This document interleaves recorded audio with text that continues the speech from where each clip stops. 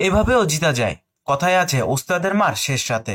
BPL এ দুই table টপারের লড়াই। এবারের আসরের হাই ভোল্টেজ ম্যাচে ফরচুন বরিশালকে 3 উইকেটে হারিয়ে বাজিমাত করে রংপুর রাইডার্স। এই দিন টসে জিতে রংপুর ব্যাটিং এ পাঠায় বরিশালকে। প্রথমে ব্যাট করতে নেমে বরিশালের দুই ওপেনার তামিম এবং শান্ত মিলে 81 রানে জুটি করেন। এই দুই সেট ব্যাটসম্যানকে সাজঘরে ফেরান কামরুল ইসলাম রাব্বি। তামিম ইকবাল করেন 34 বলে 40 রান এবং নাজমুল শান্ত করেন 30 বলে 41 রান। এরপর কায়েল মায়ার্স এবং তৌহিদ হৃদয় রানের গতি বাড়াতে থাকেন। তৌহিদ হৃদয় 18 বলে 23 রান করে আকিফ জাভেদের বলে ক্যাচ তুলে দিয়ে সাজঘরে ফিরে যান। মাহমুদুল্লাহ 4 বলে 2 রান করে সাইফুদ্দিনের বলে ক্যাচ তুলে দিয়ে প্যাভিলিয়নের পথ ধরেন। ফাহিম আশরাফ 6 বলে 20 রান করে রান আউটে কাটা পড়লে কায়েল মায়ার্স শেষ ওভারে ঝড় তুলে দলকে 200-র কাছাকাছি নিয়ে যান। 29 বলে 61 রানে বিধ্বংসী ইনিংস খেলেন এই ক্যারিবীয় ব্যাটার। ফরচুন বরিশাল সংগ্রহ করে 197 রান 5 উইকেটের বিনিময়ে। 198 রানের লক্ষ্য তাড়া করতে নেমে শুরুতে অ্যালেক্স হেলসের উইকেট হারায় রংপুর। সাইফ হাসান এদিন আর দলকে এগিয়ে নিয়ে যেতে পারেননি। 19 বলে 22 রান করে ফাহিম আশরাফের বলে ক্যাচ তুলে দিয়ে প্যাভিলিয়নের পথ ধরেন।